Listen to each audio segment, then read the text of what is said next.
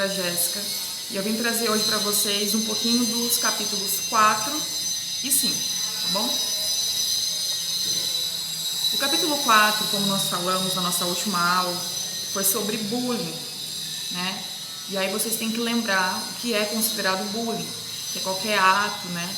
Pode ser físico, verbal, que agrida o outro e que desencadeie no outro, né, vários prejuízos, certo?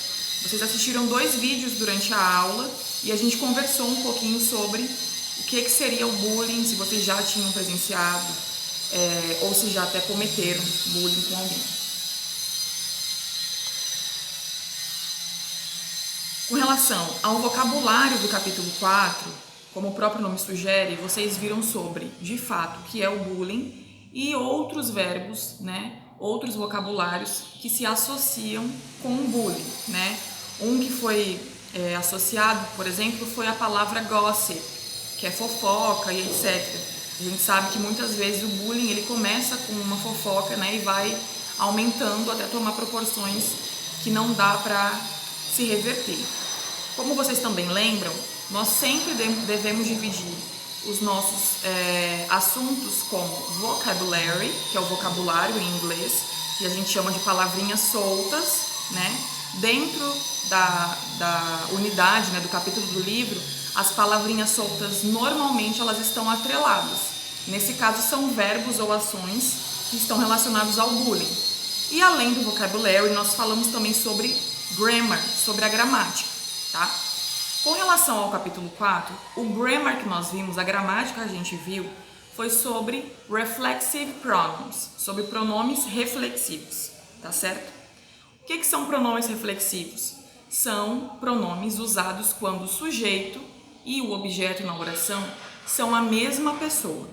Em outras palavras, o próprio nome ele sugere o seguinte: é uma ação que alguém faz e essa ação ela reflete sobre a própria pessoa que fez. Eu vou dar um exemplo, tá bom? Imagine que você está cozinhando e que você se corta. Então foi uma ação que aconteceu que você se cortou, né? Ela refletiu em você mesmo. Isso é um exemplo de pronome reflexivo.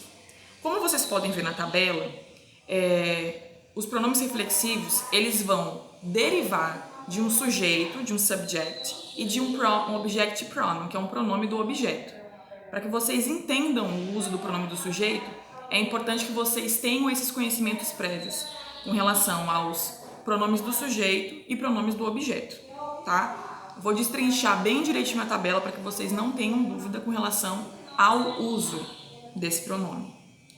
Primeiro pronome do sujeito, I, que é o eu. O pronome do objeto, né, o object pronoun, me, e o pronome reflexivo seria o myself, que é de mim mesmo, ou de mim mesmo, tá? Tudo junto. Inclusive, antes da gente continuar a tabela, a palavra self, que é usada hoje mundialmente, né, muito difundida, ela vem justamente da palavra dos pronomes reflexivos, né? Claro que a forma de escrita, a grafia da palavra ela é um pouquinho diferente. Mas o que é a selfie? Nada mais é do que a pessoa que está na foto tirar foto de si mesmo, né? Antigamente a gente tirava foto de outras pessoas, hoje a gente tira foto de nós e de outras pessoas que estão na foto, certo? O you significa você. O pronome do objeto com relação ao you é you, não muda nada, então o pronome do sujeito e do objeto são as mesmas palavras, né? A mesma palavra. E o pronome do reflexivo, yourself, que é de você mesmo. He, que é ele. Pronome do objeto, him. Reflexivo, himself. She, que é ela. Her. Reflexivo, herself. It. Lembrem-se que o it eu utilizo quando eu quero falar sobre ele ou ela, mais relacionado a objeto, animais e fenômenos da natureza. A gente sabe que principalmente os pets, né, que são os animais de estimação, normalmente eu já estou encontrando frases que utiliza he ou she, né?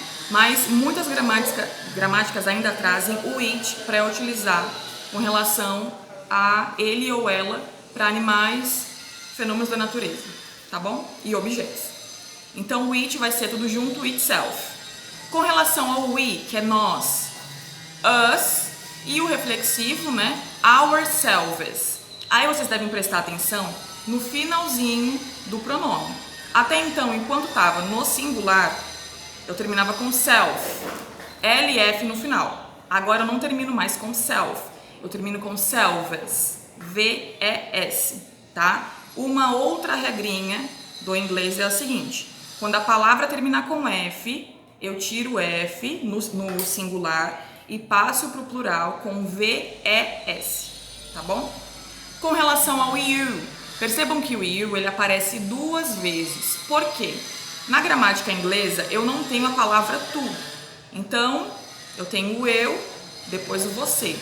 O outro, que seria o nosso vós, é o vocês no plural, tá? Então, no caso, o pronome do objeto vai ser you também, lembra que ele não muda, mas em compensação, o reflexivo vai ser yourselves, VES no final, porque já está no plural.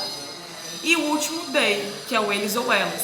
Lembra que o they é o único pronome do objeto que eu utilizo tanto para o gênero masculino quanto para o gênero feminino, tá? Então pode ser eles ou elas. Pronomes do objeto them e o reflexivo themselves, tá? É preciso que vocês entendam bem direitinho a tabela para na hora de colocar no exercício não erre.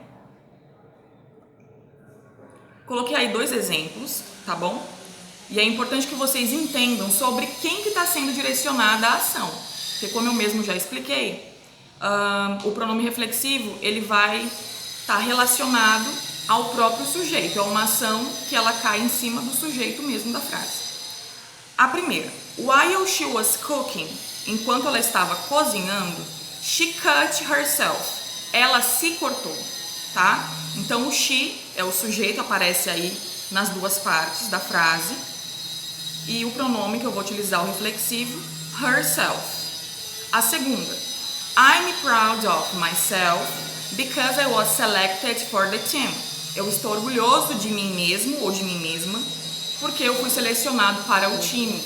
Então vocês precisam prestar atenção que a ação ela decai sobre o próprio sujeito. Nesse caso, os pronomes reflexivos utilizados foram herself e myself. Até aqui nós falamos sobre o capítulo 4, tá? Então vocês não devem se esquecer que cada capítulo vai trazer vocabulários, tanto, né, com relação às palavrinhas soltas, e além disso, o grammar, que é a parte da gramática. Com relação ao capítulo number 5, nós vamos falar sobre pets, ou animais de estimação. Eu coloquei aí os 3 pets, né, que são mais diferentes. Na verdade, eu acho que vocês já estão bem acostumados, né, com parrot, papagaio, bird, né, pássaro, cat, dog, por aí vai. Então eu coloquei 3 que, na minha opinião, vocês podiam ter alguma dificuldade relacionada ao vocabulário. O primeiro, iguana, né? O próprio nome é bem parecido, ele se escreve e se fala bem parecido com o português. Embaixo que é a pomba, né? Ou pombo. Pigeon, tá?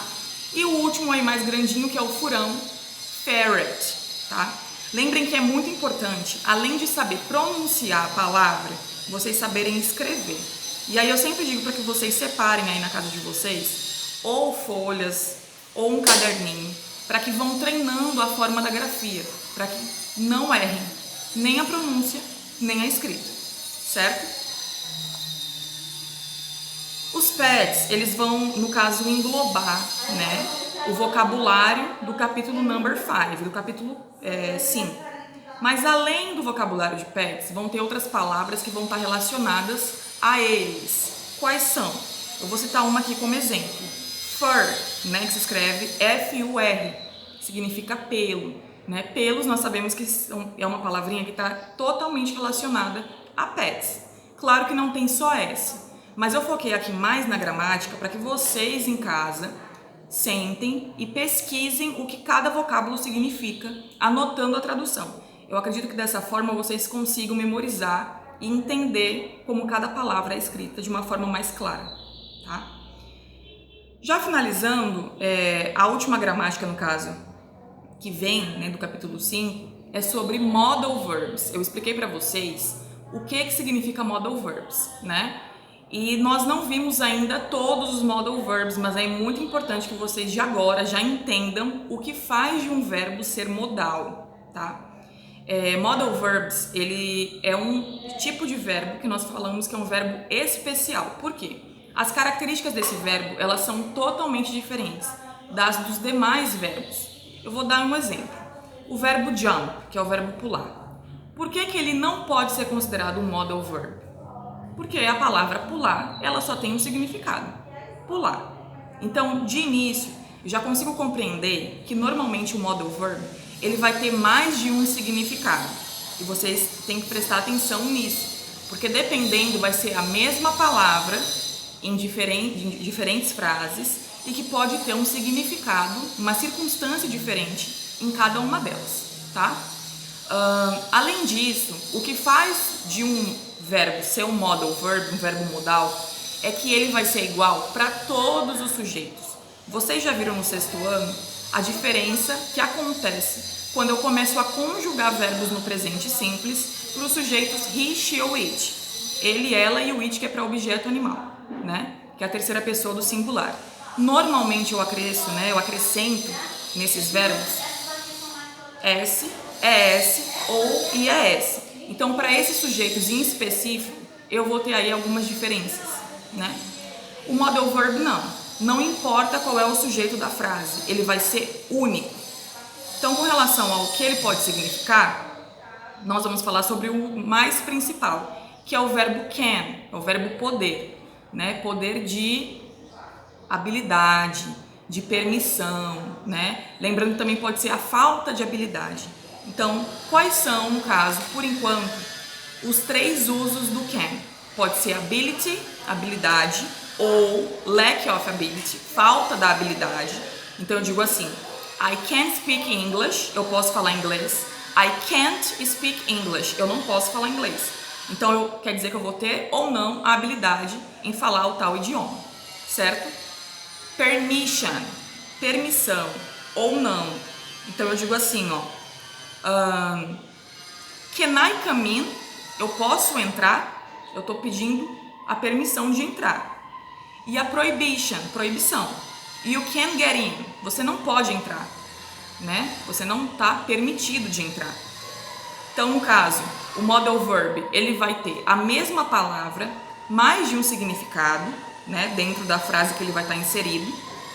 E ele vai ser invariável. O que quer dizer isso? Quer dizer que para os diferentes sujeitos, ele vai permanecer igual, tá certo?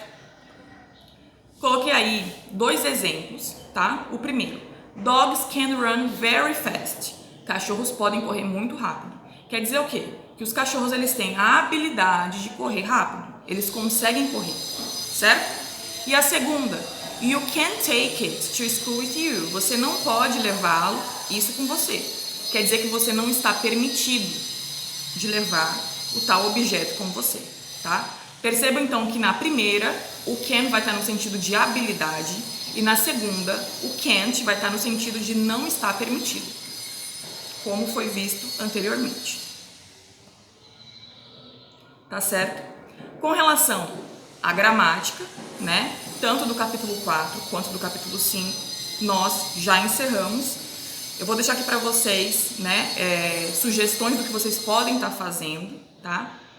Homework time, que é a hora da tarefa, aí da casa de vocês. Tentem resolver, nós iniciamos o capítulo 4, então continuem resolvendo o capítulo 4 e iniciem o 5.